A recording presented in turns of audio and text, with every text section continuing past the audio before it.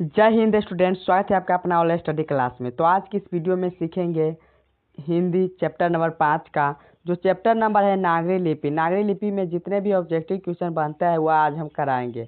तो प्यारे स्टूडेंट, आपको कलम और पेज लेकर बैठना है। आपका सही उत्तर का चयन करना है और कमेंट में ज़रूर लिखिएगा कि आपका कितना सही और सही होता है।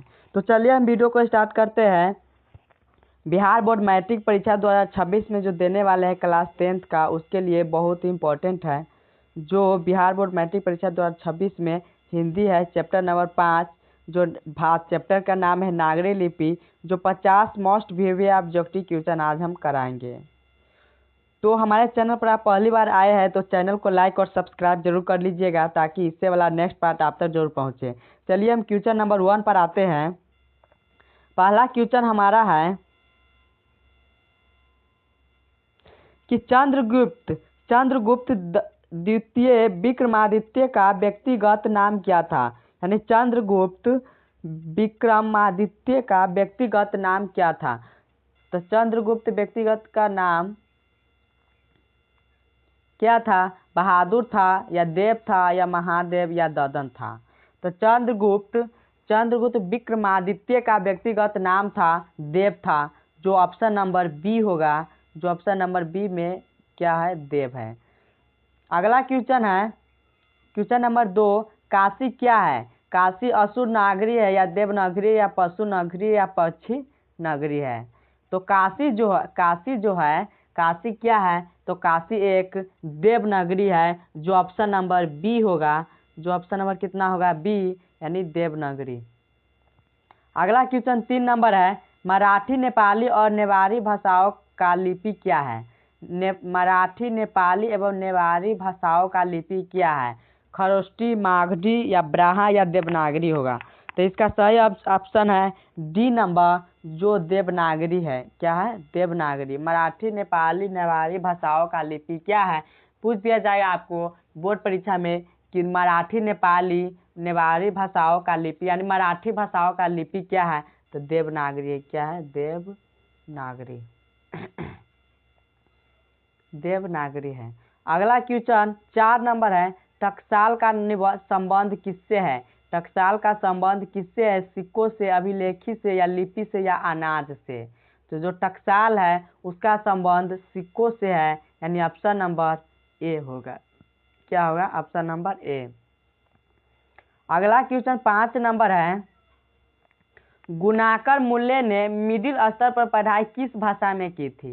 यानी गुणाकर मूल्य जी ने मिडिल स्तर पर पढ़ाई किस भाषा में किया था? मराठी में या पंजाबी में या बांग्ला भाषा में या फिर अंग्रेजी भाषा में। तो गुणाकर जी ने मराठी भाषा में मिडिल की पढ़ाई की थी, यानी मिडिल स्तर पर पढ़ाई उन्होंने मराठी भाषा में किया था, यानी ऑप्शन नंबर ए होगा, जो मराठी भाषा है। अगला क्वेश्चन है। हिंदी लिखी जाती है देवनागरी लिपि में या सिद्धम लिपि में या गुजराती लिपि या ब्राहा लिपि में। तो जो हिंदी है वह लिखी जाती है देवनागरी लिपि में। किस लिपि में? तो देवनागरी लिपि में, यानी ऑप्शन नंबर ए होगा, जो ऑप्शन में है देवनागरी लिपि। अगला क्वेश्चन है। गुणाकर मूल्य का जन्म कब हुआ था? गुणाकर मूल्य का जन्म 1935 ईस्वी में हुआ था, जो ऑप्शन नंबर ए होगा। अगला क्वेश्चन है। गुणाकर मूल्य का जन्म कहाँ हुआ था? गुणाकर मूल्य का जन्म कब हुआ था? तो 1935 ईस्वी में। पूछ दिया जाएगा गुणाकर मूल्य का जन्म कब और कहाँ हुआ था। तो जन्म हुआ था 1935 ईस्वी में। और कहाँ हुआ था? तो गुणाकर मूल्य का जन्म महाराष्ट्र में हुआ था, यानी ऑप्शन नंबर क्या होगा? सी होगा। यानी गुणाकर मूल्य का जन्म 1935 ईस्वी में हुआ था और कहाँ हुआ था? तो महाराष्ट्र में, यानी ऑप्शन नंबर सी। अगला क्वेश्चन 9 नंबर है। गुणाकर मूल्य ने विभिन्न विषय पर कितने निबंध लिखे थे? गुणाकर मूल्य ने विभिन्न विषयों पर 2500 से अधिक निबंध लिखे थे, जो ऑप्शन नंबर होगा बी नंबर, जो 2500 से अधिक निबंध लिखे थे। अगला क्वेश्चन है। भारतीय लिपियों की कहानी किनकी रचना है? भारतीय लिपियों की कहानी किनकी रचना है? गुणाकर मूल्य की, या नलिन विलोचन शर्मा की, या महादेवी वर्मा का, या सुमित्रा नंदन पंत का? तो ऑप्शन नंबर होगा ए नंबर, जो गुणाकर मूल्य के द्वारा लिखा गया है। भारतीय लिपियों की कहानी किनकी रचना है? तो गुणाकर मूल्य के द्वारा लिखा गया है। अगला क्वेश्चन है 11 नंबर कि गुणाकर मूल्य का मृत्यु कब हुआ था? गुणाकर मूल्य का मृत्यु 1995, 1999 या 2005 या 2009 में हुआ था। तो ऑप्शन नंबर डी होगा, जो गुणाकर मूल्य का मृत्यु 2009 ईस्वी में हुआ था। कब हुआ था? तो 2009 ईस्वी में गुणाकर मूल्य का मृत्यु हुआ था। अगला क्वेश्चन 12 नंबर, नागरी लिपि में हमें आरंभिक लेख हमें कहाँ से मिलती है? पूर्वी भारत, पश्चिमी भारत, दक्षिणी भारत या उत्तरी भारत से? तो ऑप्शन नंबर होगा सी, जो नागरी लिपि में आरंभिक लेख हमें कहाँ से मिलता है? तो C number, option number C, जो दक्षिण भारत से मिलता है। अगला क्वेश्चन है निबंध का लेखक कौन है? तो निबंध का लेखक पता होगा आपको कि गुणाकर मूल्य के द्वारा लिखा गया है, जो नागरी लिपि है, जो निबंध है। अगला क्वेश्चन है 14 नंबर, रामायण की रचना किस भाषा में हुआ था? रामायण की रचना संस्कृत भाषा में हुआ था। किस भाषा में हुआ था? तो संस्कृत भाषा में। ऑप्शन नंबर होगा ए नंबर, जो संस्कृत भाषा में रामायण लिखा गया था। अगला क्वेश्चन 15 नंबर है कि नागरी लिपि पाठ साहित्य की कौन विधा है? नागरी लिपि पाठ साहित्य की कौन विधा है? तो नागरी जो लिपि है वह निबंध है, जो गुणाकर मूल्य के द्वारा लिखा गया था, जो ऑप्शन नंबर होगा बी नंबर, यानी ऑप्शन नंबर बी, जो निबंध है।